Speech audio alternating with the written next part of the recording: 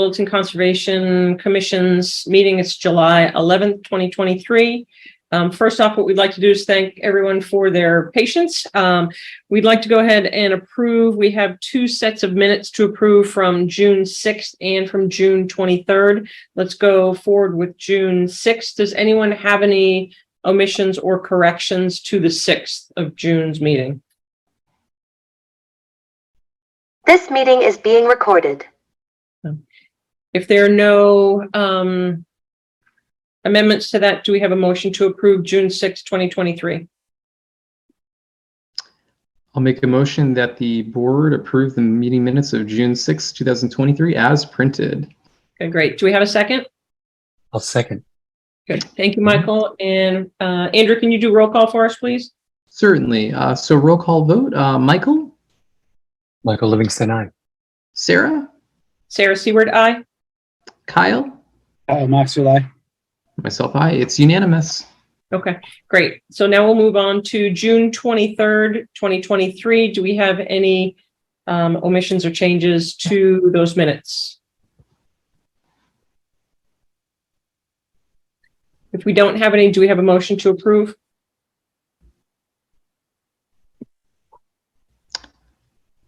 I'll make a motion that the board approve the meeting minutes of June 23rd, 2000. Was it 23rd or 26th? Sorry. 23rd.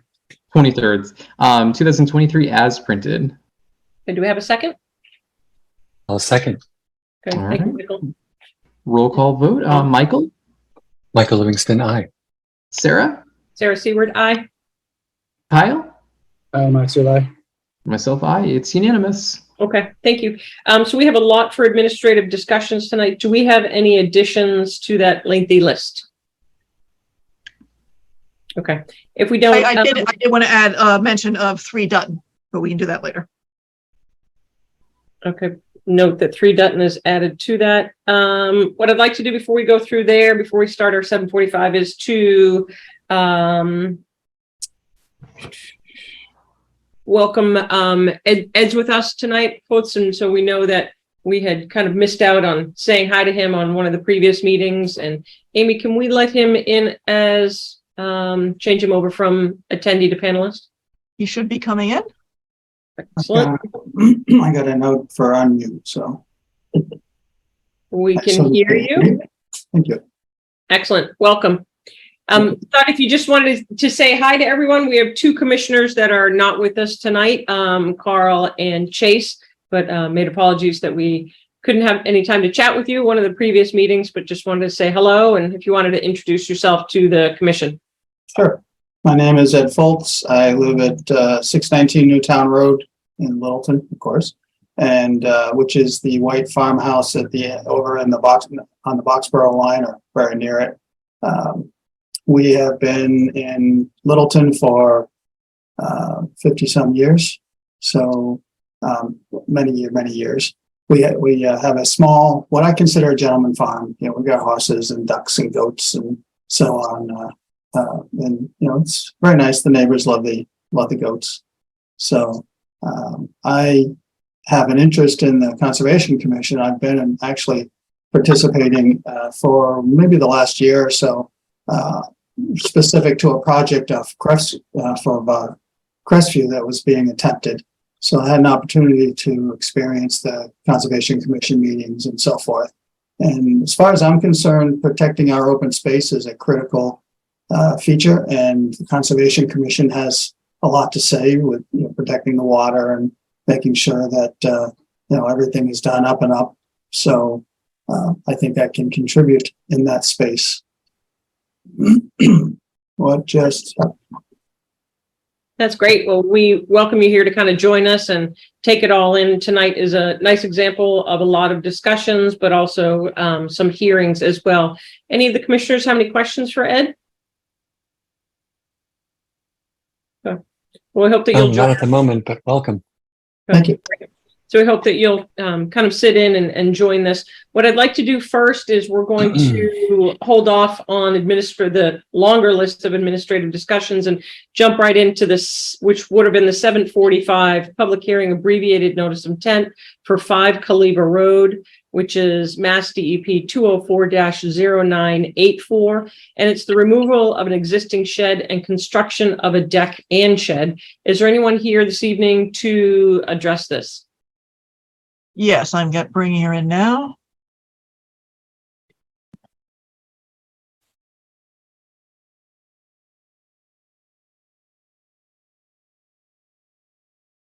So Ed, this is a new format for us because we got bombed a couple months ago. So people are coming in as attendees. So it's a different Zoom format. So we've run through probably 3 meetings so far using this format. He seems to be jumping all over the place here, so I'm not sure what's going on. Okay. Is there an engineer that's here for Caliba as well, or no? I don't believe so, no. No, we've got a hand up. I'm trying to promote her to the panelist, but it's not going. Oh, there she is. Okay, hi. Hi, Susan. Welcome. Thank you. Welcome to tonight. So we, if you'd like to, I'm not sure if you have any plans, anything that you'd like to share with the commission. We did do a site walk. Gosh, I think that was a week or 2 ago. A few of us have been on site, so would love to have you walk us through your proposal for the removal of the existing shed and construction of the deck and shed.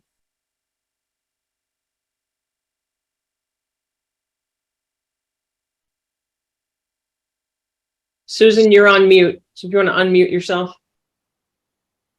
Okay, hi. So There you sorry. go. Yep. all yours. So you did cut out for a moment. I heard that you did a site walk. And I heard through a third party that we need to get an engineer. And I just want to verify that with you as we continue this process. So I think what's helpful for the commissioners that were not on the site walk, if you would like to look at the screen and kind of talk through the plan that is there and just give the historic piece of the shed and the deck and what your wishes are. Sure. So we'll start with the existing camp. It's the square box. It says number 5 in it. Can everyone see that? Yes. Perfect. There were 2 old decks, one that went out to the dotted line. Yes, correct, right there. And then a lower deck that went out and attached to the shed right there. There are still pylons where the old deck was and stairs where it was. It's easily identified. Our plan was to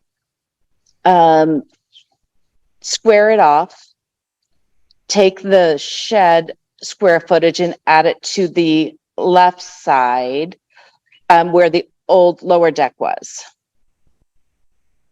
Move your cursor diagonal. Yeah, so take that shed space and put it over here. And I'm understanding, so therefore it won't be as close to the pond as the shed was. So that's ideally what I would like.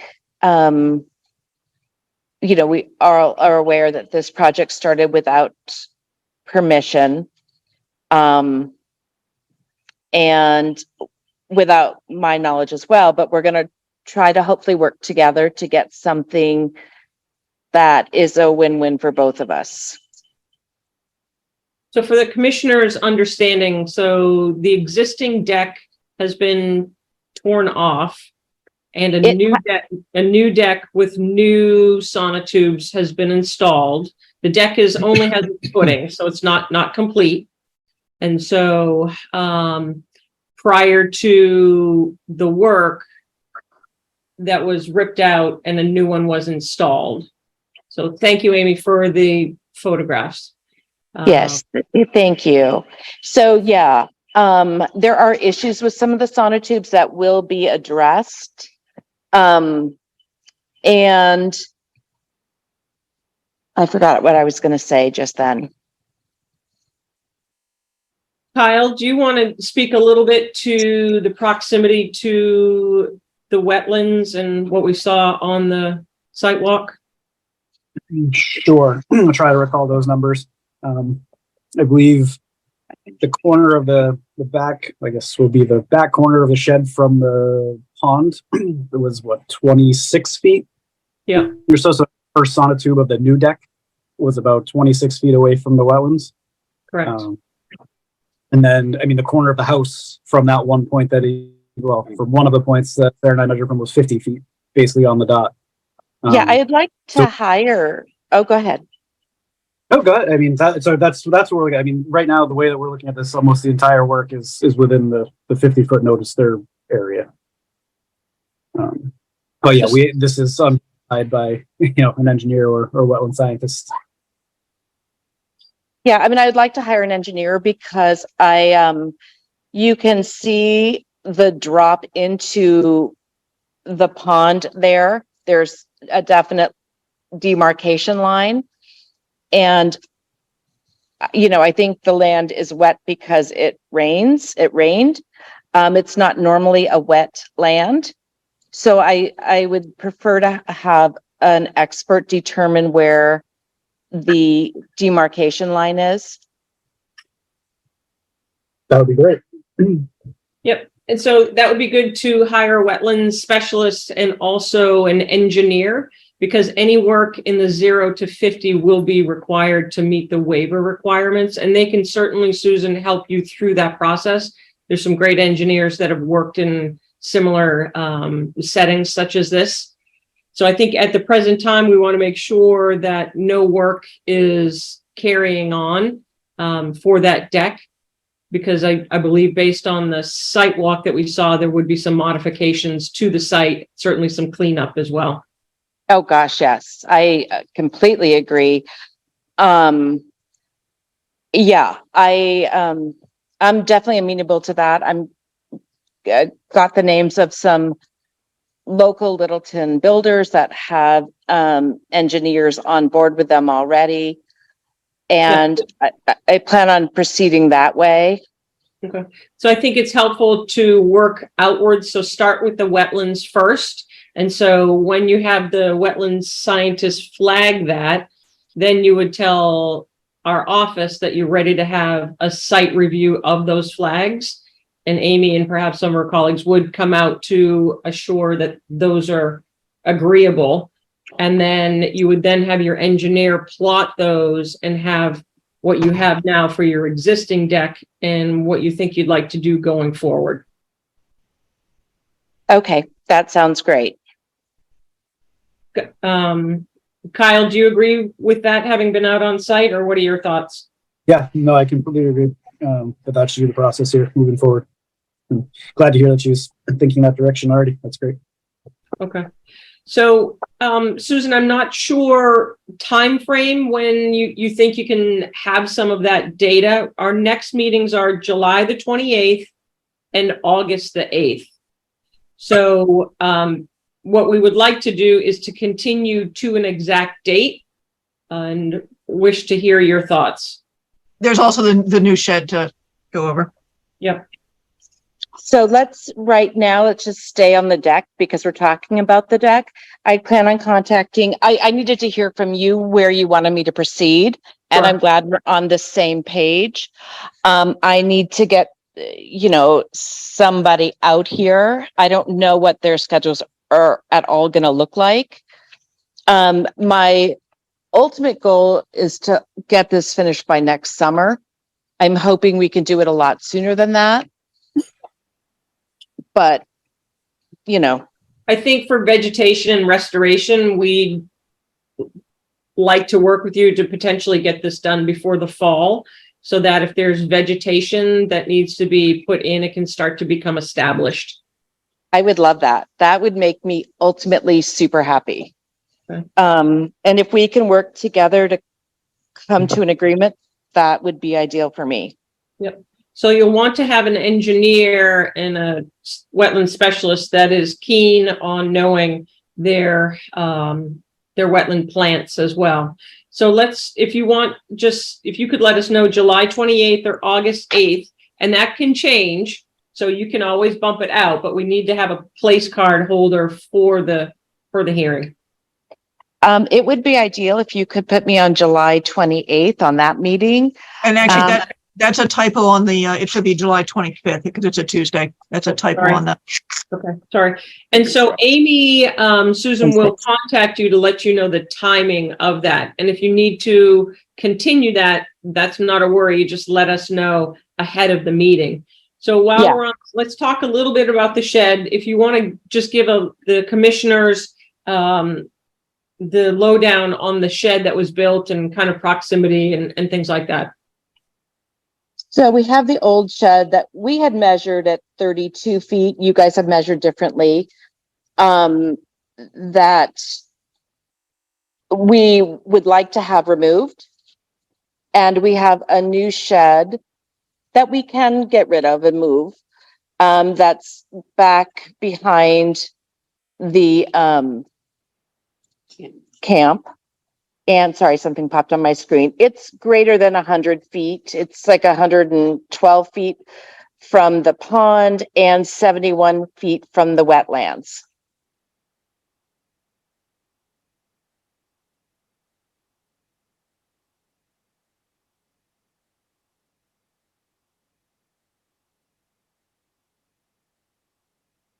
Am I still with you guys? Yep, exactly. So we're Okay. just taking it all in. So Commissioner, she's out of the 50, but within the 100. And beyond the 100 from the pond. Correct. Amy, is she in a protected area behind that? Yeah, it's, as she mentioned, it's within 71 feet of the wetland off to the side. Okay. Sorry. So, yep. So we recognize on one side, so it's a good news that you're out of the 50. And so your engineer would want to plot this as well. Commissioners, do you have thoughts on this? I think she could move it slightly. But certainly there's a pathway, a road there. Yeah, there's a road to the side of it, and then there is an old mining site behind it, which doesn't have anything wet in it. It's not a wetland.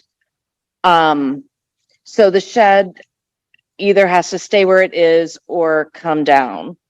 I would prefer it not come down. And since I'm beyond 100 feet and beyond 50 feet clearly, I would really ask that you approve the shed.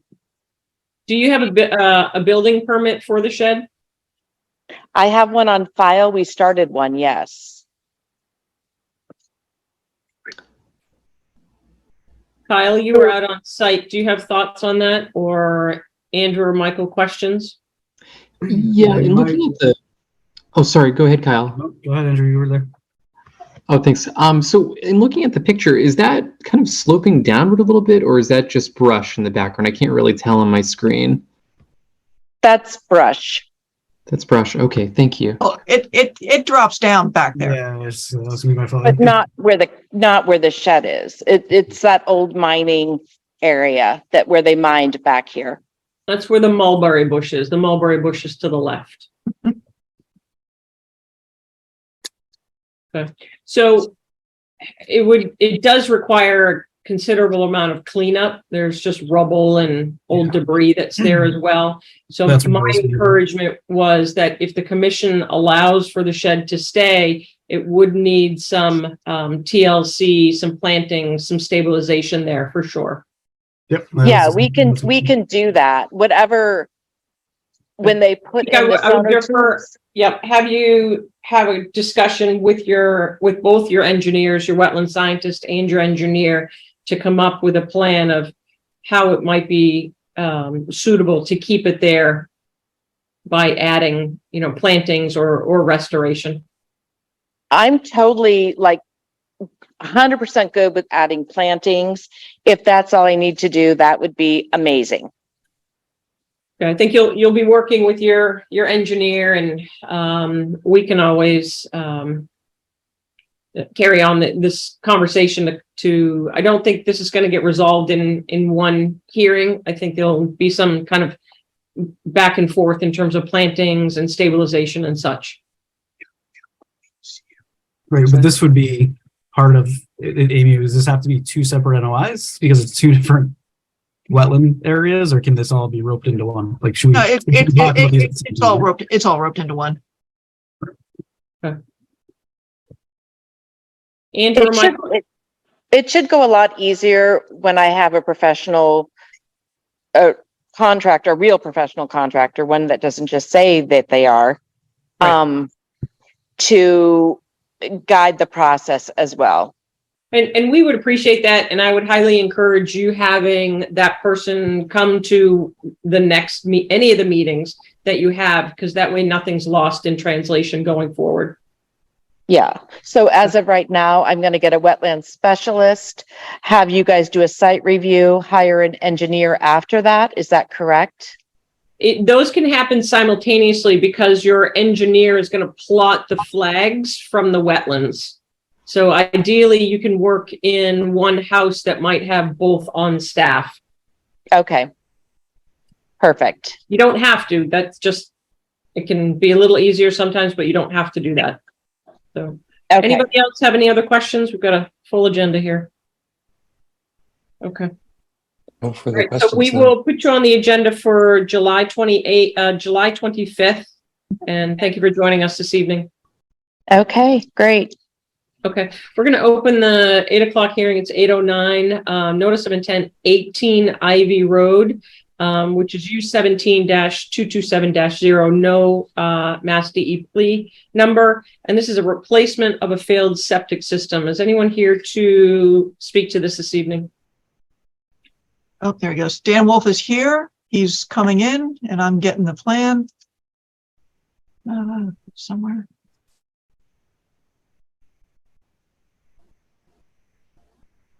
So Dan, just so you know, you are muted. Okay, there you go. There I am. Okay. Good evening. Good evening. Long time no see, Dan. Yes. I just saw him today. All Okay, Dan, right. if you would like to go ahead and walk us through what's going on at 18 Ivy. And Sure. Remind everyone where it's located. Just for a quick introduction, my name is Dan Wolf. I'm with David Ross Associates, and I'm working at an existing residence at 18 Ivy Road. I have to admit, I'm not great with the street names. We're a short distance off of Goldsmith Street on the crossroad, Ivy Road. I believe the commission is familiar with some recent activity on Ivy Road. That's on the other side, where we are on the side that dead ends almost immediately off the main road. The lot we're looking at is a very small lot. It's a little over 10,000 square feet. There is an existing leaching area that's been found to be in failure. And in reviewing the site, you can see on the north side of the lot, we've got a wetland that wraps around the northerly end and comes right around the back of the house. So we're surrounded by wetlands. On the plan there's also a dark dashed line that represents only the 50-foot offset that goes right through. And basically the only thing outside of the 50-foot is the driveway and some plantings. So in looking at this for a replacement system, it was determined that anything that happens here with these soil conditions and groundwater conditions would be a large mound that would have to be built. It would certainly be much less than 50 feet from the wetlands. And with consultation with the Board of Health and the Board of Health agent, it was decided that the best option here would be to install a tight tank. So that's what this plan represents, is a holding tank that would be put under the yard area. When that tank fills up, it would have an alarm system and a light warning system that would tell the homeowner that tank needs to be pumped out. There would be no leaching aspect of this. which I think with this proximity of the wetland would be a good thing for this particular property.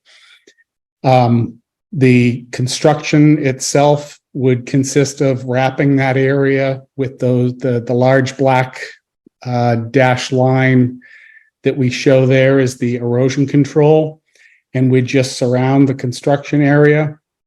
A large hole would be dug and this tank would be installed and hook up to the alarm system, and that would be the extent of it. So a fairly quick and easy job. And I think it's one that would be best suited for this particular property, given that proximity to the wetlands. So if I could answer any of your questions, I'd be happy to. Thank you, Dan. One thing, just as coming in front of Littleton Conservation, we do ask that the plans be color coded, especially in this type of form. It's easier to read. Can you tell us the capacity of that tight tank and what are your plans for dewatering? The tight tank itself is a 4,000 gallon tank. The reason we go with a 4,000 gallon tank is that's typically the size of the large trucks that you see that can haul the waste away. In other words, I wouldn't want to install a 6,000 gallon tank if most trucks can only haul away 4,000 at a time. So 4,000 is the given standard. And as I mentioned, the Board of Health has already reviewed this and approved it. So that 4,000 was acceptable to them. In terms of dewatering, obviously the best time of year to do that, to do the installation, would be from, say, now until maybe the end of September, when we can only hope that groundwater is at its deepest point. Of course, with all the rains we've had lately, it may be wise to simply continue to monitor the weather. But dewatering is a good point, Sarah, that you bring up. If that were to be needed to sink this tank, there could be another hole dug on the property, more shallow than the hole for the tank itself, and just be pumping into that. But part of me believes that the contractor wouldn't have any problem with a large scale machine being able to dig a hole fairly quickly, getting the tank placed, and then backfilled right away. So it would be a fairly quick and easy operation. My only concern with the proximity to the wetlands is that be designated so that it's not something that kind of jumps up on that day. So, Designated in terms of the location itself? Yeah, where that pit might be, or if that pit has water, that the water would have to go into a sock or a truck or something. Commissioners, questions for Dan? Yeah, I was going to kind of follow up with that, Sarah. Looking at the plan here, it looks like when they did their test holes, they did them in November, so probably relatively dry, and water was observed at 41 inches. So, less than 4 feet. And I think the dimension of this tank, we had over 7 feet tall, right? So I don't think there's going to be a question that water is going to be an issue here. And I would be on board with pumping it in, relocating it on site. I just question how much water you're going to be dealing with here. Again, I agree. Hopefully it'll be a quick process, but looking at in that 41 inch range, it's a coarse sand and gravel according to this test pit log. So, there's a chance water just flows right through the ground here. Right. And thank you for, again, continuing to bring this up, because what concerns me is, Sarah, I believe you said something about maybe removal or pumping of the water away. I think with the shallow groundwater, what we're going to really experience is it's just going to consistently refill the hole. And that's why I think it's more of an effort to make sure that the tank is standing by, ready to go, the hole is dug, and then the tank set. Because water will certainly be a problem. I think then we may want to look at additional measures to the erosion control. You've got your black silt, but you may want to have a backup barrier of wattles or hay bales or something, just to add that reinforcement. Good point. I completely agree with that. And in fact, if you take a look at the detail, which you can still see on the bottom right corner, we have both silt fence and a straw wattle there. So it already is a double barrier there, but it wouldn't hurt to maybe even make it a condition of the approval to have more on, stockpiled nearby and be available and ready should the water continue to just seep. So for the commission's knowledge, so you do have approval from Board of Health? Yes, we do. Okay. And Amy, to confirm, we do not have a DEP number? No, we don't. Okay. So Dan, I think procedurally we wouldn't be able to close this without a DEP number. Commissioners have any other questions? Sure, I'll keep going. I see the existing tank closer to the house. What's the plan with the existing septic tank? There is a note on the plan on the right-hand border that tank is to be pumped out and backfilled or crushed in place. It would be backfilled with clean gravel fill. In other words, the volume there, the void space, is a hazard in the future. And so the Board of Health requires that to be filled in and secured so that it would never collapse someday in the future, causing more problems. Perfect. I didn't scroll far enough over to see those notes. Thank you. And then I'll ask one more. As far as excavation goes, this is going to be an excavation and removing disposal of soil. Is there, live load this material out of here or stockpile it on site? There really is no place that it would be appropriate to stockpile. So I would imagine it is going to be dug and put directly into a truck to haul it away. Okay. If you could just add a note of that on the plan so that the contractor is aware, that would be helpful. Sure. Is it possible that the elevation of the property is such that if we get a good rain, the hole could fill and just end up overflowing and just continue to spill until the water drifts away? Once this project begins and the construction starts, the 90% of the work, 95% of the work will be done before anyone leaves that day. So it's not a matter of, sitting for a week or so and having more rains come in and continue to cause a problem. That tank needs to be set right away and backfilled immediately. Okay, I see. Thank you. Okay, so this is basically a day project to dig a hole, put a tank in, and then backfill it. You do all your Right. piping and plumbing at a later date if necessary. Correct. So Amy, procedurally, we would just carry this over with Dan's approval to the 25th. Hopefully the miracle of DEP numbers would show up. And then if there's anything that needs to be added to this plan, we would be good to vote on it on the next hearing. But we can't. Does the commission want to see anything specific on a dewatering pit or some sort of dewatering language? I would, at least a spot on that map and to go through procedure, what might happen. Yeah. Commissioners have anything else they'd like to see? We'd add the additional note for stockpiling of additional erosion controls as well, Dan? Yes. Okay. Are you okay that we would then carry it over to the 25th? Yes. And I guess I also just want to say I seem to be on a roll of every time I submit a notice of intent to DEP, they issue the number the day after the hearing. Very frustrating. Well, you're fortunate to get them, is the way I look at it sometimes. So okay. I tried to get hold of them today, but to no avail.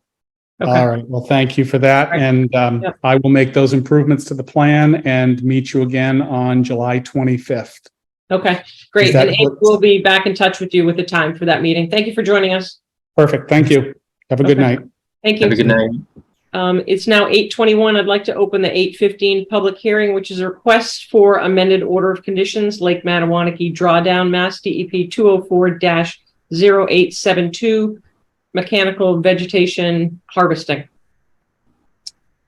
Who is here to speak with that? Dave?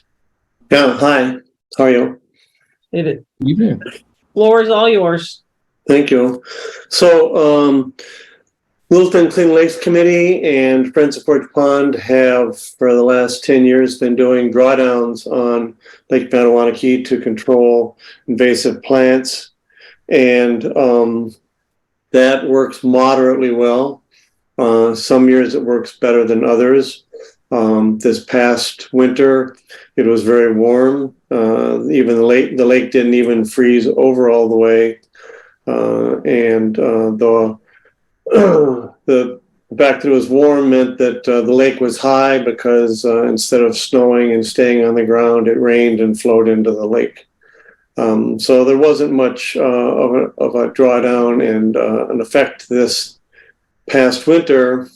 And it may be that having, as climate change continues to be a factor, we may see more situations like that in the future. In addition, the drawdowns remove plants from around the edge of the lake, but there are also areas where there's quite a few invasive species a ways away from the edge, which don't get affected by the drawdowns. So we would like to try doing some mechanical harvesting of plants. In the past, this has been felt to be not probably feasible financially and in some cases, just physically. But last year, Clean Lakes Committee had a pilot project using a process called eco-harvesting, which is described in the narrative, and we would like to start trying that on Lake Mattawanakee in areas where the invasive plants are not being affected by the drawdowns. We initially expected to do a separate notice of intent for that work. We were asked, it was suggested by the conservation agent in Westford that we amend the drawdown order of conditions rather than creating a separate new set of order of conditions to start to develop a comprehensive lake management process that would include drawdowns and physical harvesting, and possibly, in another year, if we are able to agree on some kind of umbrella process for benthic mats, include all of these together in a comprehensive linked set of orders of conditions. So that's what we did. We are asking for an amendment to the drawdown order of conditions, which would allow physical removal of plants. And we are currently planning to do eco-harvesting, but we listed all the various kinds of physical removal in case it's later felt that one or some of them might be feasible as well, to simplify the process of having those available for use in the future. So that's what we're interested in doing. I can describe the eco-harvesting process in more detail if you want to. It's described in the narrative. I can also talk to the current interactions with the Natural Heritage program, if that's of interest.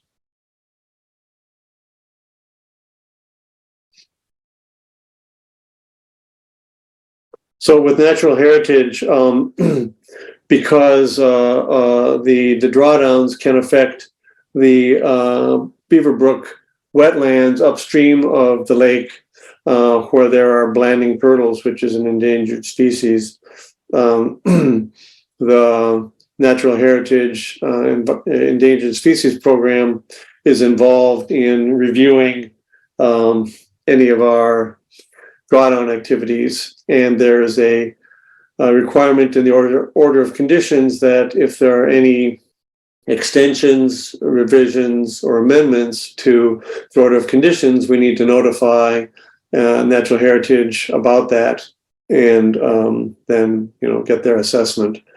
We don't expect that this will be an issue in this case, because we are only harvesting the plants within the lake, not in the wetlands upstream in the Beaverbrook wetlands, where the Blandings turtle habitat is. So there's no endangered species habitat in the lake, in the area where we would be doing the harvesting.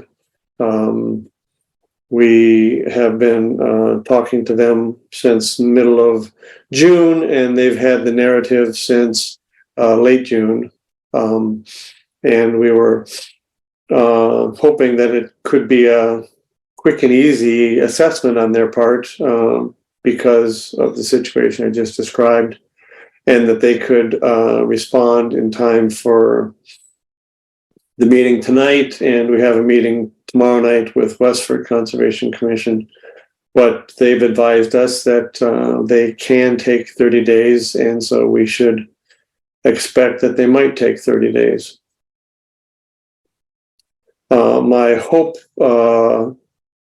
today would be ideally to get an approval from the commission pending a favorable assessment from Natural Heritage on the amendment. Okay, thank you for that thorough presentation, Dave. Commissioners, would love to hear your thoughts.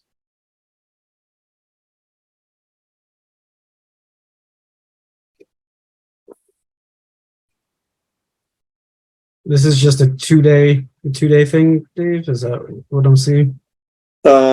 This year it will be 2 day, 1 day in the Littleton part of the lake, and 1 day in the western part of the lake, with Littleton funded by Clean Lakes Committee and the Westford part funded by Westford Healthy Lakes and Ponds Collaborative.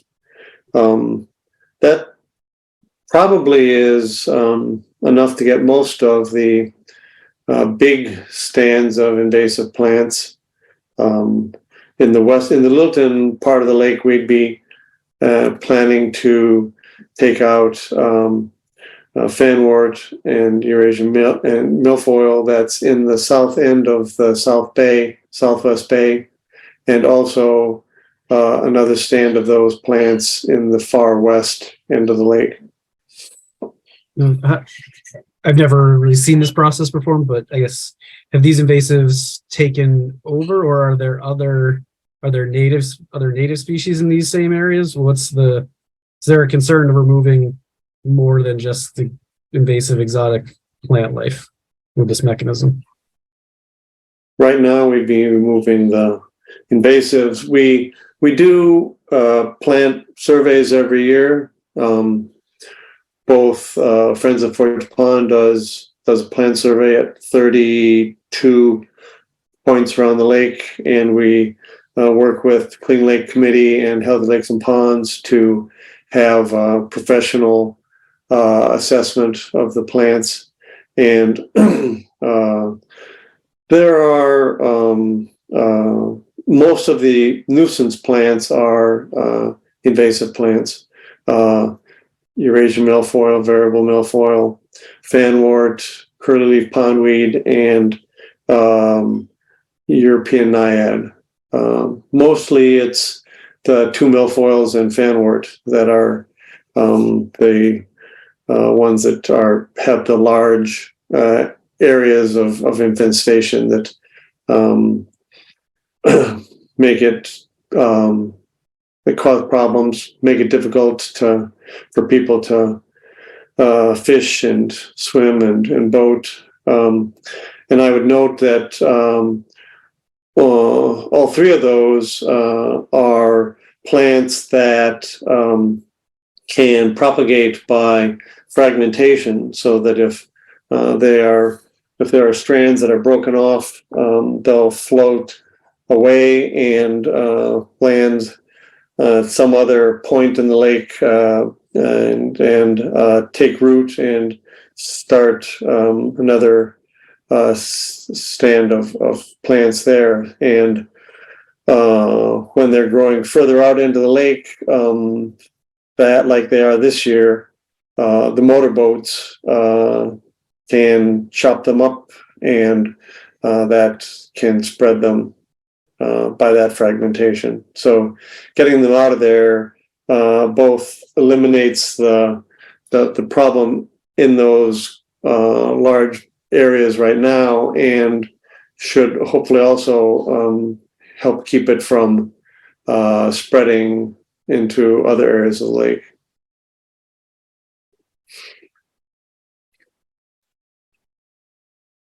Michael or Andrew?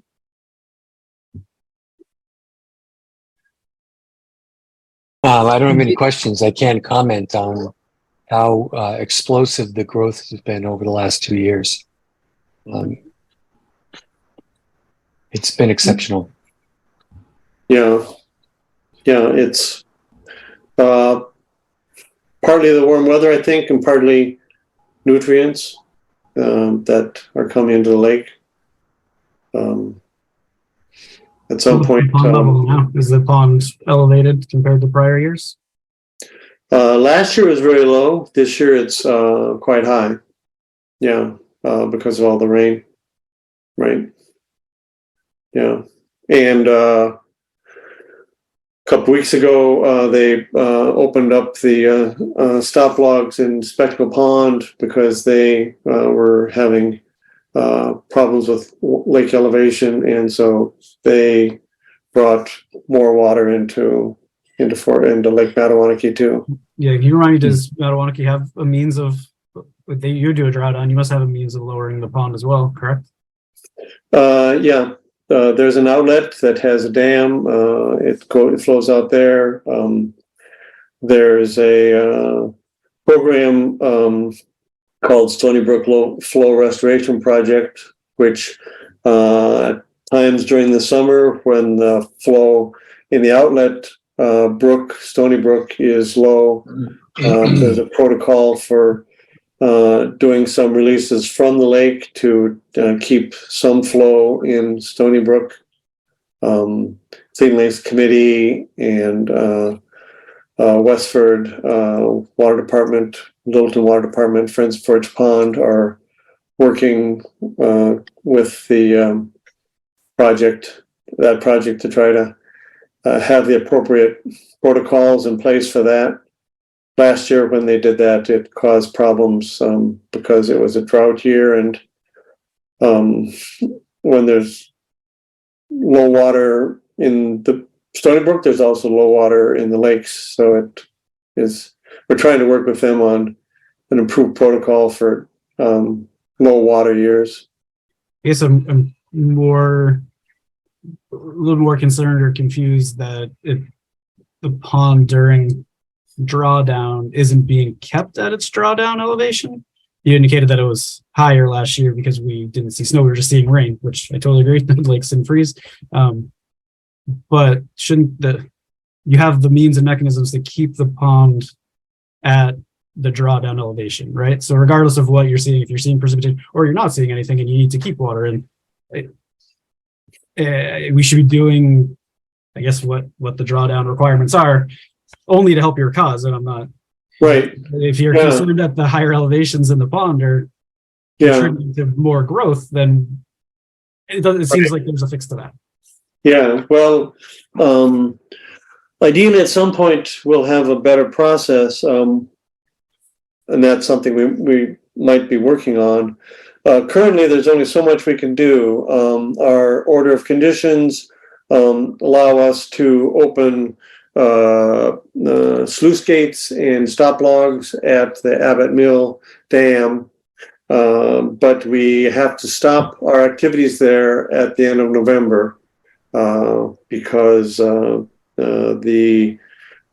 idea is to keep the wetland, to keep the have the winter conditions set by then, so that animals that are overwintering can get settled before it gets hard freezing. So that's one issue, is that we're not allowed to make changes after the beginning of December. But a bigger issue is that there's only so much control we have. We can remove those stop logs, we can open the sluice gates, but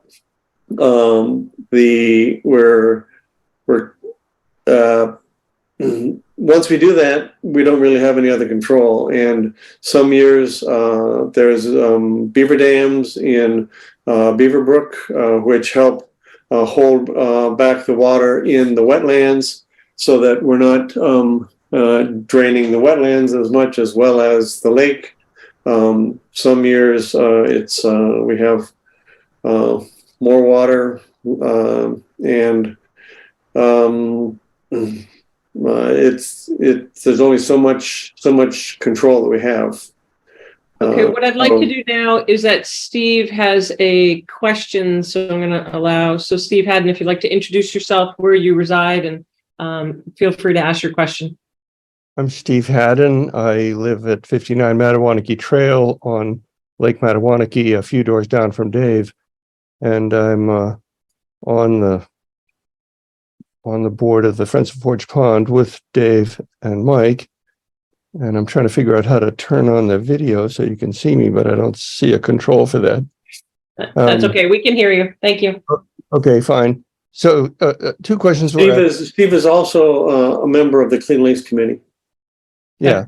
Thank you for your participation in those committees. So it was asked, will this eco harvester harvest native plants as well as invasive plants? It'll harvest everything that comes up near the surface. And right this minute, that's invasive plants. There are areas where the lily pads, which are native, come up near the surface. But Dave could comment on whether we expect the eco harvester to be in those areas. I think not.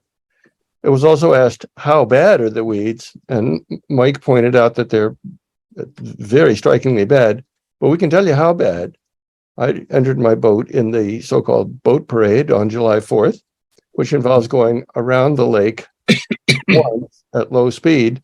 And at the end of that, the ball of weeds around the propeller was so big that the propeller wouldn't make the boat go any faster, no matter how fast I spun it with the motor.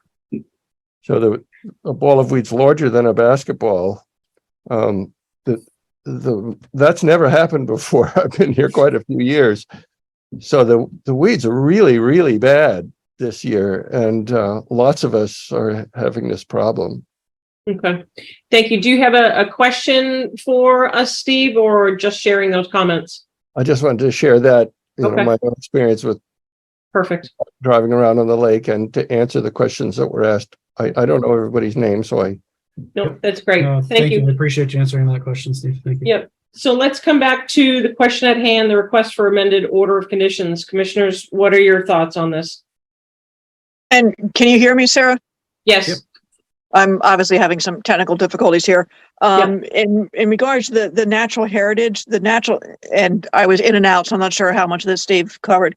The natural heritage permit says that the applicant shall contact the division for written response prior to issuance of a renewal, extension, or amendment of the order of conditions. And Mass DEP in their response to the amendment recommends that the applicant and commission receive a response from Natural Heritage prior to closing the hearing. So it is still up to you, but it's their recommendation. Okay. So with that in hand, Dave, we can kind of give you kind of a straw poll of the commissioners so that you would understand the likelihood of that, if that is appealing. That way you can, in better faith, go to your next meetings. I would be in support of the amendment. Other commissioners, your thoughts? Yep, I agree. I'm in support, and I also agree with Dave that maybe we start to come up with a overall better plan of roping all of these things together. If it's going to be work that's performed in the future here with the benthic mats and doing this on an annual basis. But Yeah. yeah, so For sure. So Dave, we meet again on July the 25th. So the hope would be that Heritage will have given you feedback if there is any at that point. All right, if there weren't any concerns from the commission, is it possible to get a decision by the commission pending a favorable approval or favorable assessment by Natural Heritage? So that so I could tell you that just in terms of the logistics for this year, we had discussions at the Clean Lakes Committee about when to schedule the eco harvesting for this year. And the plan was to do it at late July. And then when the eco harvesting got scheduled, it was actually scheduled for early July. So once the team is done on other lakes, then they'll be leaving, and it would be expensive for them to come back and do Lake Mattawanakee. If we were able, if we happened to get a favorable response from Natural Heritage, in the next, week or so, so anyway, if we could accelerate kind of our process, and then we might. When is your date scheduled for the harvester?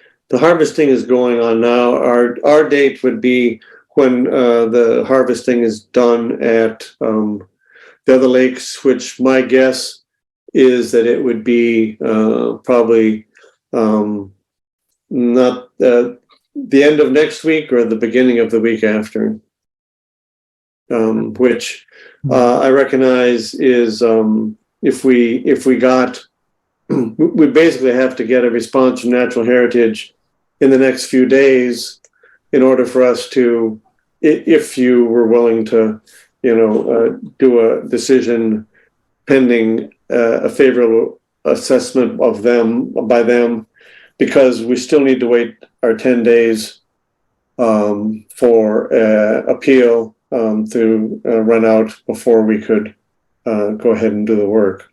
But that would just about, if we got a quick response from Natural Heritage shortly, then we could potentially do that. Otherwise, we probably will miss the chance to do it this summer, which I understand is not your problem. And I think that based on the comments that Amy has, and I defer to the committee here, I don't want to go against protocol or wishes from National Heritage. So commissioners, what are your thoughts on that? Do we have a rough idea of how long Natural Heritage should take to get back to us? I think once they look at it, they'll be able to give an assessment pretty quickly, right away. But they have 30 days from June 27th, so they can take until July 27th to give us a response. Yeah. It's unfortunate that was submitted so late. Yeah. Well, we started the process as soon as we knew we had funding. So, and it has been, it's so we obviously have a really full agenda still ahead. We haven't done any of our discussions. So I would defer to the commissioners what they would like to do on this. I do have concerns about breaking protocol. Yeah, so I mean, it sounds like the board is definitely in support of the project. It's just we really can't move ahead before hearing back from Natural Heritage. So we're happy to continue this to the 25th, and if that is still something you wish to discuss, I think what we would be favorable upon that. Okay. Okay. Thank you. Thank you. Yes, have a good evening. Let's go ahead. We're going to jump back to administrative discussions. Amy, where would you like to start? Where would I like to start? Can you hear me? Yes, we Yes. can. Okay, that's a good start. Okay. So I think while Dave's here, if you want to jump down to the 49 Matawanaki tree removal. Sure. Yep. Dave, are you good with jumping down? Yes, that'd be great. Okay. Thank you. Yep. If you can kind of briefly discuss. Yeah. We have two trees on our lot that our certified arborist has appraised as being hazardous and has recommended that we remove. And they are within 50 feet of the shore. And so we're I didn't want to remove them. We were trying to save them, but between the arborist and bringing in the tree company that would do the removal, they both said, no, you really shouldn't leave them. So one of them actually is leaning over our neighbor's house, and we, as soon as they told us that it was hazardous, we agreed that we should remove that. This one that's on the that's the one called Small Oak on the right there. So the lot line is running on the up and down on the right side, and our neighbor's house is about 15 feet to the right of that. So once they told us that was a hazard, we agreed that we should remove it. The other, which is one more there, the one in the middle with the slash in the middle. And it's got a slash on the other side as well. And the wood inside is totally, you can kind of push a rod between the two slashes. So that is, the arborist said that, you could have a hollow tree as long as there's no break in the perimeter, but that one has two breaks. The other tree, the large oak, we have been trying to save all along. And we talked to the arborist and the tree company about cabling together the two halves that you can see here where it splits up, comes apart. The arborist was concerned about the crack down this side. There's another crack on the other side, which he says is sort of indicative of crack inside. There's a little fairy house in the bottom that goes halfway through the tree and goes up as well. So when the tree company came, they said actually there's not a good way to cable the two sides together, and with the rot at the bottom, it's really not safe. So regretfully, we're asking to remove that one too. And to confirm, the base and the roots will stay all intact. So the one on the small one, we would cut it off and leave the roots intact. The large one, I would like to remove the stump. We were planning to, we're fixing walls that were there before, stone walls, and the plan up until the last few weeks was to have the wall arch around that area and leave the tree. But if the tree is going to be gone, then I would like to just have the wall continue across that spot. How close is the oak to the lake? Ballpark? It's probably 40 some feet. Here's the 50. Historically, we would leave the stump and the roots. Good. Commissioners, what would you like to do? We've got to keep going.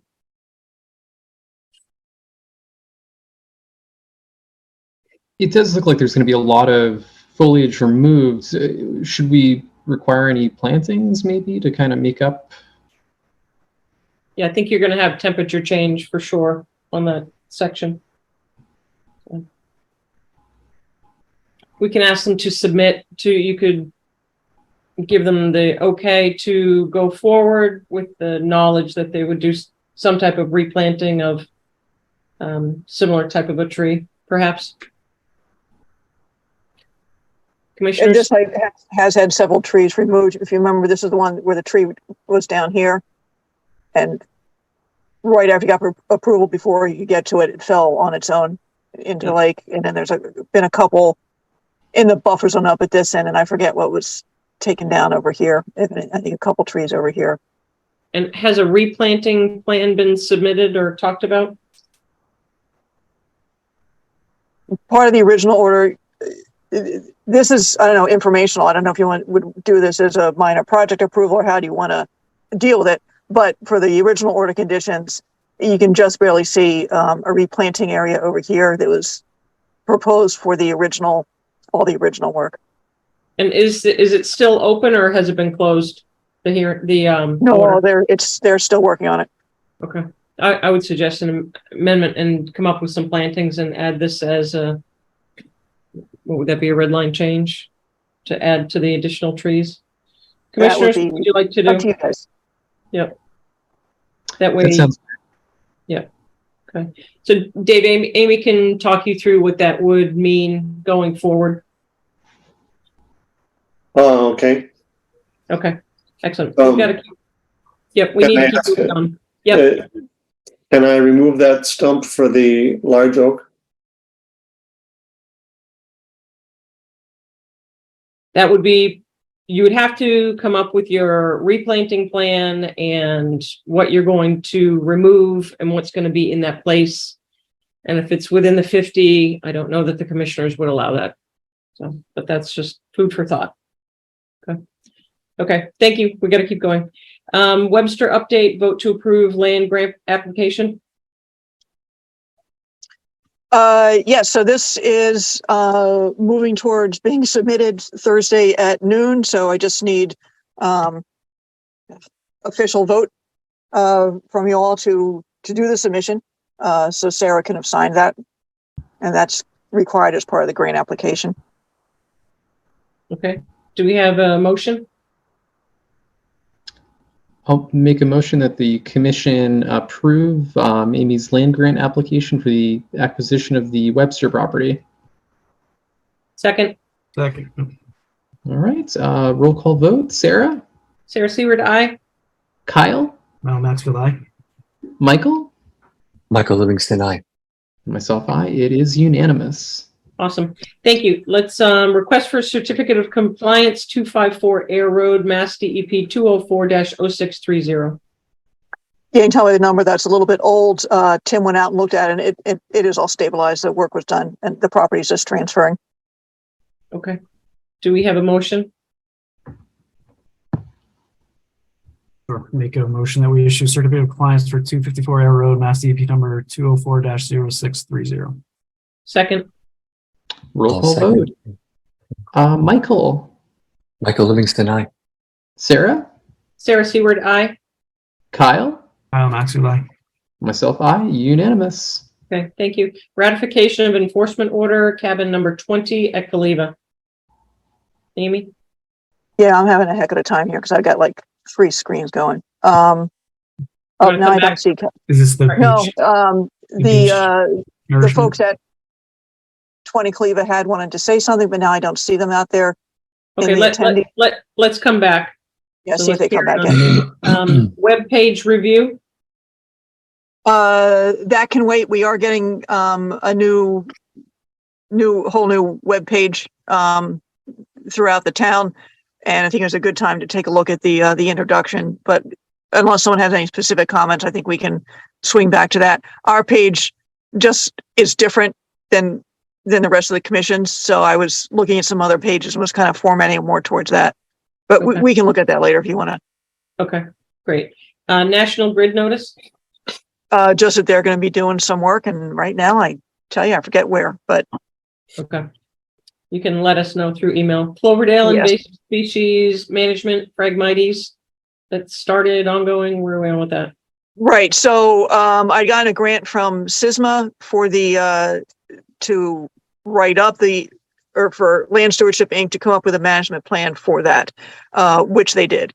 So what you had in front of you was the plan, which showed about a dozen somewhat discrete patches of Phragmites, not overly large, but they're going to be getting bigger. So I wanted to at least initially get someone out there to look at it, map them up, and figure out the best way of tackling this, which would be using herbicides, given that it's Phragmites. So at some point, and if the commission did decide to go ahead, this work wouldn't happen until next year, should discuss whether or not to take that on, basically. Okay. All right. So to be continued. Okay. Yeah. Cloverdale hazard trees. I think you also saw the applications on that, and that again is just one of the abutters sent in a letter about some hazard trees. The DPW, Steve Yonley, went out there and had a site walk with the owner, who I believe would like to have up to 20 or 30 trees removed, and they were assuming replanted. So right now it's been left that Steve Yonley is going to get an estimate on what it would cost to do that. Okay. And an arborist has looked at that? It was an arborist letter that the abutter submitted. Oh, that's right. Yep. Okay. Got it. Okay. At some point, Through I the would like attorney. to put that on as a site walk so the commissioners can visualize those trees as well. So maybe we can find a time just to go out onto that property and look at those. Yeah, and he get overview of the Phragmites at the same time too. That'd be perfect. Okay. You want to try to set that up tonight? I think we should probably do that when we have the other commissioners on. That's- We're yeah. working through tonight. Yeah. So perhaps maybe through an email. Yep. 3 Douglas Road hazard trees. More trees. Again, under the minor project approval policy that from 2018, I can approve basically one hazard tree without coming to you. So, which is why it just coincidentally you're getting all these all of a sudden. So The trees are requested. 2 on that. trees, and an arborist did look at it. I asked him if he can please put this letter on letterhead and sign it. And the trees, Tim went out there, looked at it, and he said, they are damaged and or dying. They got all the splits, and they are next to the, or within 20 feet of the house. They're probably just barely in the 50-foot zone. Are they in the 0 to 50? They are in the 0 to 50. So thoughts on no stump removal? Can I just ask what the value of leaving the stumps in that area is? It can kind of be twofold. One, the roots do hold everything together. If you take the stump out, you're creating that much more damage, and the stumps also habitat. Okay, I was just curious. I would be fine for them removing the trees, and if they want to keep a snag or just flush down to the ground, that would be great. Yep. Okay. Okay. Tree policy discussion. I've That's ongoing that's with on- Matt too. Yeah, I need to reach out to Matt and kind of push this along some more, but Okay, that would be great. Thank you. Shoreline policy discussion. don't think- same thing. An Do we intern have here is anyone gonna, running point for that? Like What do you when Kyle's working with Matt, do we want someone to help with shoreline? that would Mike, be great. you're I kind mean, of a water guy. Yeah, I was going to say that would be appropriate. Okay, thank you. So maybe just to circle back with Amy on that and some of those forms as well. The Sure. point CR, I've not seen that in a while. What's up with that? that was in advance for a long time, mostly because the plan had to go through, was it land court or whatever that takes forever? So it finally made it through. And Okay. the CR, which you had seen before, hasn't changed other than the fact that now it is one CR rather than two CRs because there are two different property owners up in there. So I don't know if anybody, again, I'm happy to kick this one down the road. If anybody wanted to take another flip through that and take a look at it, or there's been no fundamental changes since last time you saw it, which it had to have been like a year ago. Oh, I thought it was longer than that. Okay. I would have said longer than that, too. It might have been, yeah. Yeah, if there's something we need to address, I'm happy to look at that. If not, we can postpone that. Seems like It'll go back to town council, and then ultimately you would need an official acceptance vote, which is not quite ready yet. okay, so we'll just wait on that. Ed, you're still with us. Yes, ma'am. Any questions so far? No, I think someone actually asked the question I wanted to ask about the stumps. As Yeah. long as they can take them down to ground, so they're not visible, then I get what you're talking about, protecting basically being ground holders. And especially on a slope, that can get Sure. really precarious because, and the type of tree, because some of those roots can really reach Go out deep, oh, yeah. versus, the pines, they just go. Yeah, I was just concerned you were making people keep ugly stumps. Yeah. Amy, Dutton, 3 Dutton. Yes, and also we still have 166 mil. 3 Dutton was, I think, a misunderstanding. Mr. Dutton wanted to take down 5 trees, and Tim sat with him and went through all the submittal application stuff and the abutters. And what they did is they did talk to Concord Water, since they are an abutter. Concord Water said they're fine with the trees coming down. They took that to mean fine, the trees can come down. So the trees came down.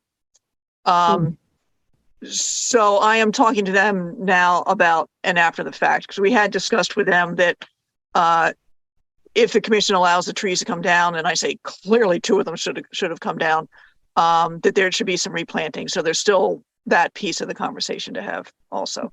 So guidance for them is that they're going to come up with a plan and at least show where the trees were and perhaps their diameter and species. And then They we'll have go all from that. there. I don't think they have the diameter, but they have all sorts of pre and post photos of everything. I haven't been out there post. So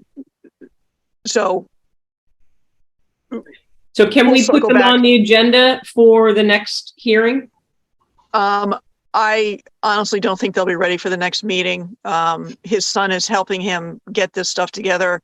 Okay. His son, I believe, works for the T and involved in with some of those, the tunnel closures and stuff. So he's, yeah, exactly. So maybe we could put a place card hold for August 8th and Yes. ask them, do you think that's going to be a notice of intent? We had them filling out. I can't remember now if Tim was going through the RDA or notice of intent. Okay. So if we could at least try and keep that going, because if there's some plantings, we'd like to have that done, obviously in August, September. Clearly. Okay, let's circle back around at 8:30, informal discussion, 166 Mill Road.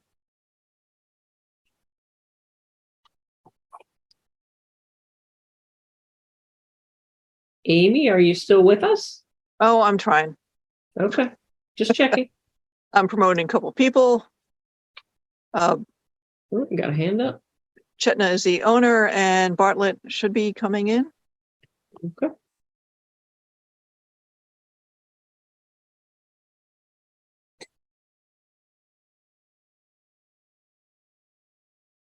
Well, this is the problem I had before. I can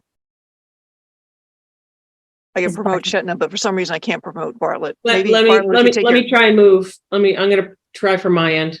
See if I can move him over. So if I go allowed to talk, Here he There's comes. Bartlett. there you go. I'm basically watching you guys on my computer screen so I can share screens and talking to you on my phone. No. So Bartlett, you're muted right now.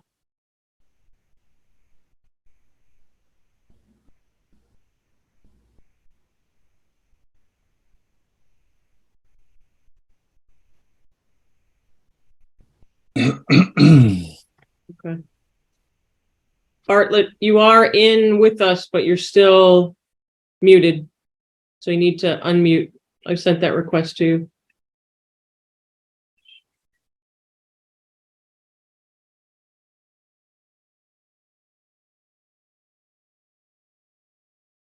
Okay, that should There do we it. go. Yep, there you go, Okay, Bartlett. sorry.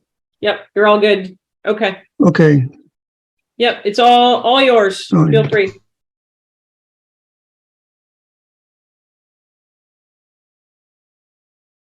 He went back on mute, but the problem, and I don't know, Amber, if you can help, is I can't promote him to panelist. If he I needs to just did. screen share. He's just allowed to talk, I think. okay. Here, he's back. I should be back now. He can Okay, screen share. Thank you. let me start the video and I don't know why that went off. There we go. Yep, there you go. All right, thank you. I think I'm just looking for some ground rules. We understand that the 50-foot no disturb zone is a hard and fast rule. We still want to go ahead with the project. We're willing to stay out of the 50-foot zone. We will be asking for construction access through the 50-foot zone because there's no other way to get from the driveway to the construction site and back of the house. One of the questions I have is, what part of the building has to stay out of the 50-foot zone? Is it the foundation, the siding? Is it the drip line off of the roof? Bartlett, do you have a plan that you would like to share with the commission? No, I do not have a plan. We have not finalized a plan yet. We've seen So other. even the plot plan, the one that we had used before, do you have anything that you'd like to share with the commissioners as a refresher? I do not. I think I might be able to get it up here. Okay. I think it's hard because we have so many Right. plots that we look at. Anything Okay. that you submit, please make sure it's colored as well, please. Okay. Yeah, this is back from the original notice of intent. This is this is the proposal that got refused. So we can stay out of that 50-foot line. We're going to do something in the back of the house and going towards the 50-foot line because one of the goals is to get sunlight in that new room. So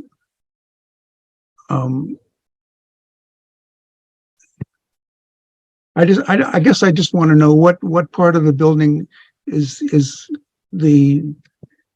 creates the edge that you're looking for, and how close can I get to that line without causing difficulties? Is the Andrew, you roof? want to take a stab at this one?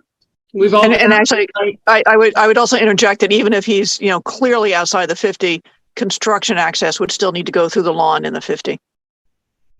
right. So that's not going to meet the waiver requirements. Kyle, Andrew, I know you all have been out on that site. Michael, just as a refresher, and Ed as a refresher, they did receive a denial on what was proposed prior. So Bartlett, going back to your question, I think the board wouldn't be comfortable with anything within the 50-foot in terms of building or really site work. So if you moved the back part of this, like that box to the back of the house, I'm not sure when it comes to construction access, that would be a little tricky.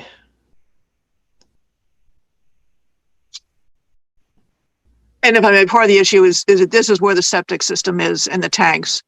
So getting the equipment around this way is the tough part. Yep.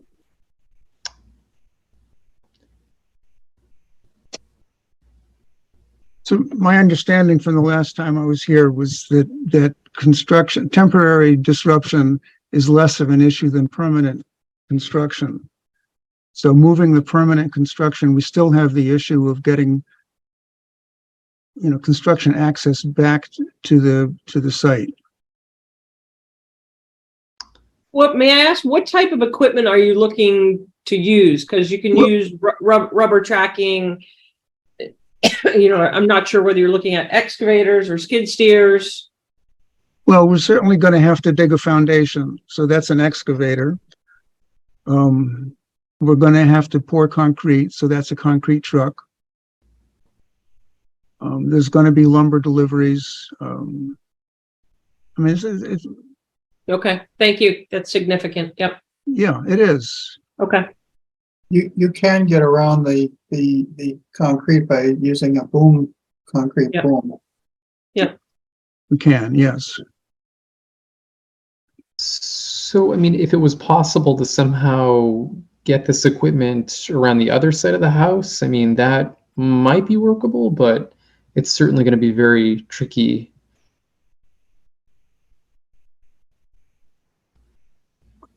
So the other side of the house has the two tanks, the propane tank and septic tank. Oh, that's right. And the loam is also very small. It's only like 2 inches, and over the period of 12 years, the loam has sunk down. So we're very concerned that they'll break. So that's why we're coming back again to get guidance, like how do we approach this project. Really sounds like all you're sending in the back is the excavator. The lumber materials can be delivered to the front. The concrete can be used with a boom, but the excavator is the one thing you can't get around.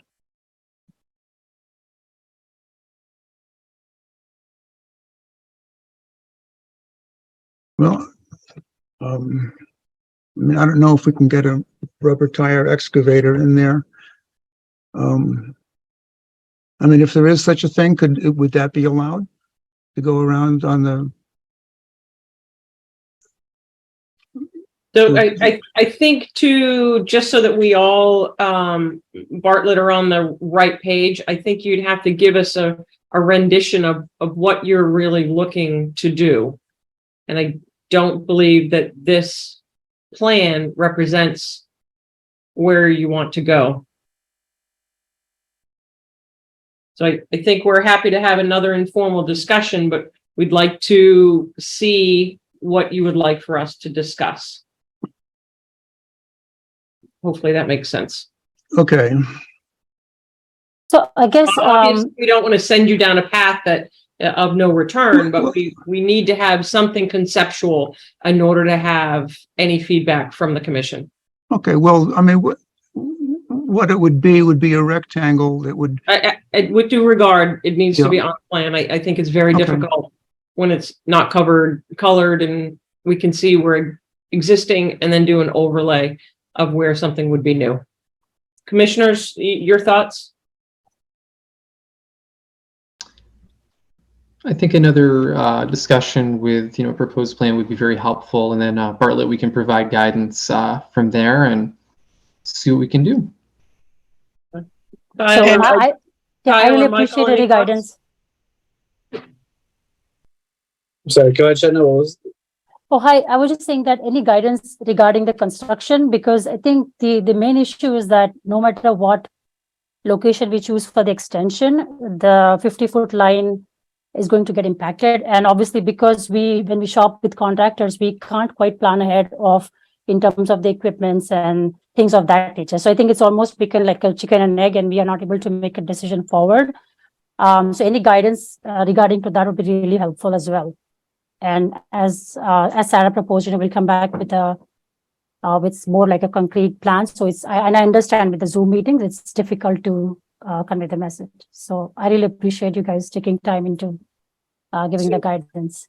Other commissioners, I think, Kyle, it might be nice to really speak to the fact that if we're looking for an impact within the 50-foot, that potentially would not be looked on favorably.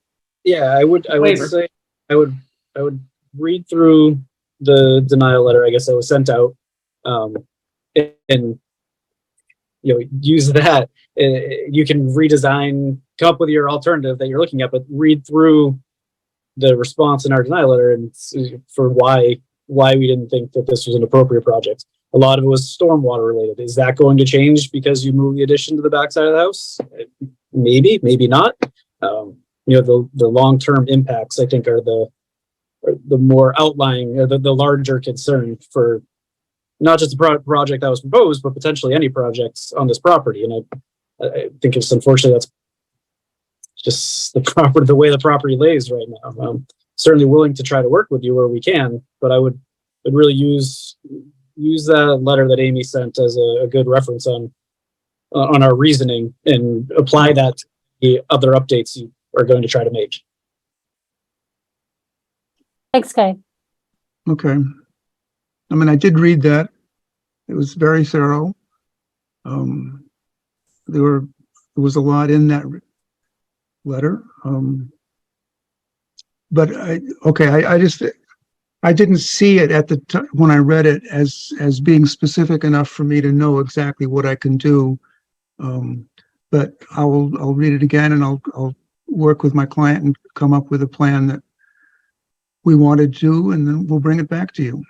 Okay, Yeah. great. We would love And to have a formal meeting. So thank you. Thank you, I'm sir. not sure I want to put words in the conservation's mouth here, but I am assuming if you come back to me for advice, I would say, for starters, the commission is going to want 100% of that structure outside the 50-foot.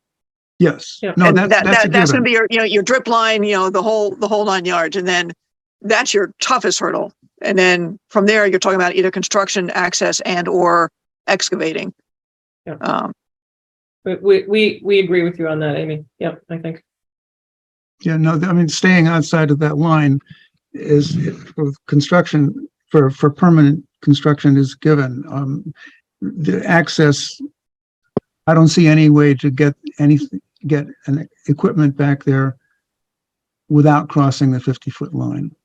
So that's a hurdle that remains, but I'll But come I up think with there's also that crossing and eroding or disturbing. So there might be a way that you can meander, which does not impact the ground or the vegetation.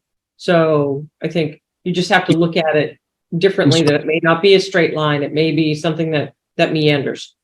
So Usually, matting, stuff like that. If you end up having to use track that, mats, low, All right. use the. okay. That, Sorry, you cut. Yeah, I think you got a bit cut, Kyle. Some of your words got cut. So yeah, they offer.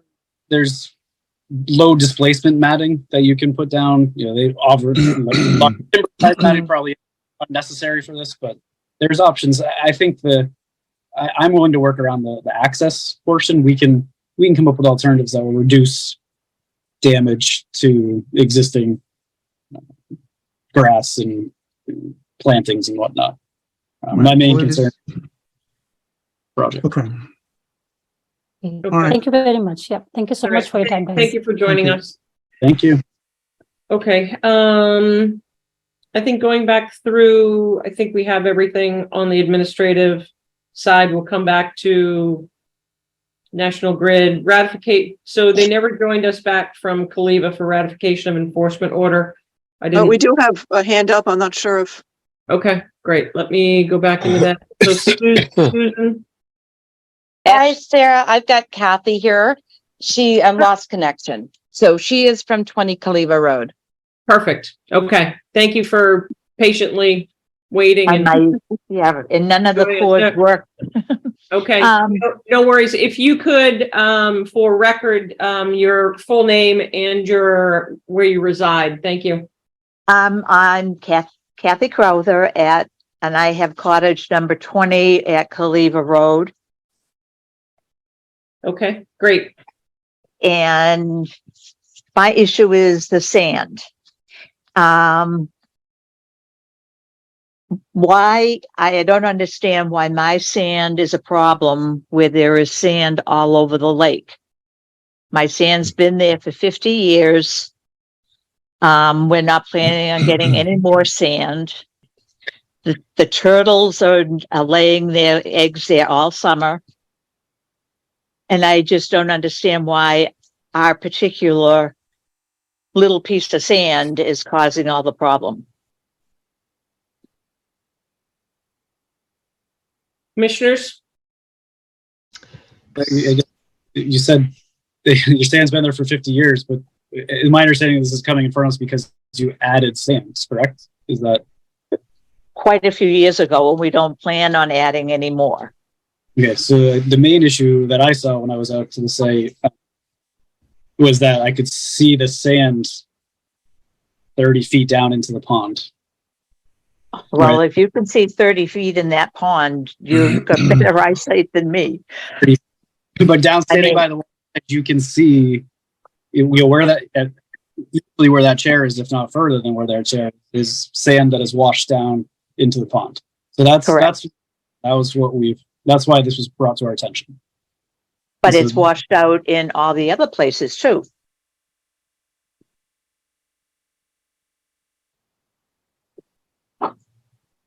I guess that's something that we would need to discuss with other owners. I don't know what to say to that. That's I mean, my husband drove by Long Lake, and there's a huge beach over there with lots of sand going into Long Lake. Probably 50 times what we have, and the population on that sand, bringing it into the water, is huge. Where mine is, the turtles go up, lay their eggs, and go back in the water.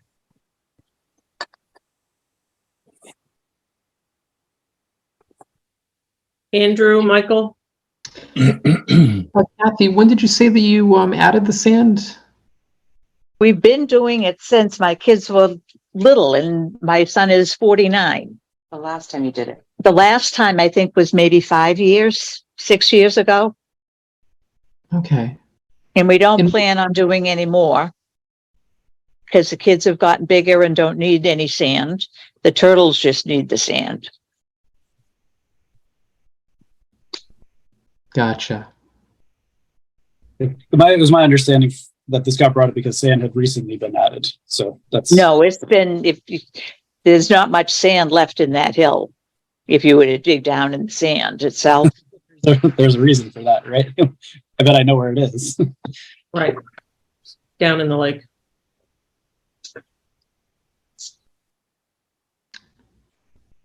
What would the action be here? I mean, it I just mean, they're seems like, saying we have to remove all the sand. It's about stabilizing, Michael, so it doesn't Yeah. continue to slide into the lake. So it's about stabilization. If you look at the very bottom of the hill, there's no sand there. It's all roots from the trees and all the wheat, all the things that are growing down there. There's blueberry bushes, there's other little bushes, and it's all roots that you see at the very bottom of the hill. It's not sand anymore. It's eroded up a good, I'd say 5 or 6 inches where it's not sand. It's got the natural vegetation there. I think the point I was going to try to make is that, at one point it was okay to do this, and, perspectives have changed, and now we have to address it differently. And habitat has changed, and the temperature of the water has changed, and siltation, turbidity is difficult for fish. We have lots of fish. So no sand can continue to go into the water. So it comes back to stabilizing the bank. How about if we just plant on top of the sand and not have to get rid of it? You can submit to the commission what your thoughts are of how you would like to stabilize it. We're not here to tell you A over B. You're supposed to come back to us with what you think. And I would certainly ask an engineer to kind of look at this. What do they think from a long-term perspective would be best to stabilize the bank with vegetation? Okay. I was most concerned with filling out all the papers and stuff. There were no real recommendations. It just said, do it. And we had no idea really, other than being told that we were going to have to remove all the sand. We didn't really know what else we were supposed to do. That's why you would be asked to discuss with an engineer. So we don't, we're here for the Wetlands Protection Act. We're not here to tell people what to do in terms of remedying mistakes. So we basically say, something's been done in error. We need you to rectify it. Please let us know what you think you're able to do. We will make recommendations. If it goes far enough, there may be some sand, depending upon your slope. I don't know what the slope is. There may be some type of terracing or something to keep additional sand from sliding down. So but that's where someone would tell you what the grade is in terms of the change of elevation from in that photograph where you see the ceramic urn and what the drop down to the water is. So someone would help you with that. Okay. Now, is the rest of the people all around the pond getting these same notices that have sand? If someone has said that it's come to their attention, then the commission would then have to go out and look. Okay. So we don't go out, searching for these things. It comes to us. Okay, but how was my sand pile brought to you? Because we were on the Kaliva property and you could see it. Oh, you could just go anywhere you want on the property? No, we weren't on, we were down the lake. So there's other people that, as you know, people that you're working with right now. Well, not working with, but she had the meaning she's way to helping get on the Zoom. Yeah. Which we appreciate. All right. Thank you for your time. Okay. Thank you. Mm-hmm. Looking back through administrative discussions, anything else? Did what I had to, and I don't know. Well, you get two choices. Might want to mute yourself. Oh, there you go. I think that covered everything. Okay. With a lot of jumping around. And I will say that between June, I don't know, whenever that was, where we had to cancel, and then the other one is 17 Mattawanaki got left off this agenda. So that will be back on the agenda to get finished up. On the next agenda. On the next agenda, yeah. It was a public meeting. I can't add that at the last minute. Okay. Okay. So it is now 9:30 on the dot. Do we have a motion to close July 11th, 2023 meeting? Motion to adjourn. Second? Well, second. All right. Roll Call call. vote. Michael. Michael Livingston, aye. Sarah. Sarah Seward, aye. Kyle. Maxwell, aye. Myself, aye. It is unanimous. We're adjourned. All right. Thank you. What a crazy meeting. Good Have night. a great week, everyone. See you later. Have a Thank great you very weekend. much.